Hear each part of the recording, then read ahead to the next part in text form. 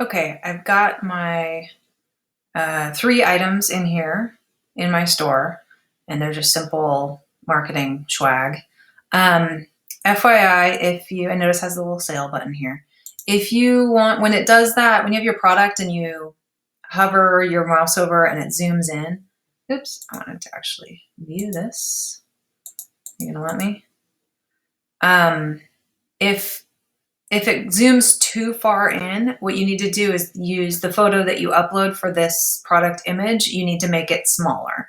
So I just took a screenshot of the image, so you can see here that's its size. Um, but on the other ones, they're much larger, and that's why they zoom in so close. So if you don't like that, you just need to upload a smaller image to start. So see how close that is. So if that's not what you want, then see how much bigger this image is from the other one. Also, you might be seeing a warning on your store to continue setting stuff up. It wants you to see this right here, complete the setup steps. It wants you to connect to Facebook so that it can promote your products on Facebook. So if it is a fake business, then you might not want to do that, obviously. You might not want to do the product sync and have it put in the Facebook marketplace and all that stuff. Same with, it's also going to ask you, so if I go to home, it's going to give me a bunch of things that I need to complete. And because this is, for practice and for the class, I'm not going to force you to tie to an actual bank account. So if you don't want to connect, if you don't have a PayPal or Square account, or you can't or won't get that for some reason, then that's okay. I would like you, if there's no hindrance, please try it, because if you already have a PayPal account, you can attach it and it's not going to hurt you. But it'll help you kind of know how to do this, right? Set up payments, the shipping and tax. You need to look at your, if you're selling services, you don't have to pay tax. If you're selling a product, you do have to pay taxes.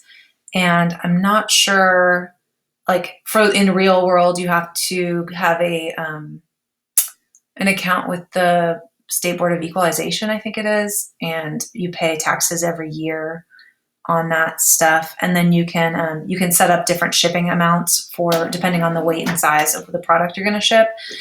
And you can choose your provider, whether it's Postal Service or UPS or FedEx. And then there are plugins where it gets very complicated very quickly. So depending on what you're shipping, like if it's jewelry, you might just say, flat shipping of no dollars or $2. I think free shipping probably works better in a lot of instances, and you just add in that shipping cost to the product cost. But you'll have to experiment with that based on your actual products.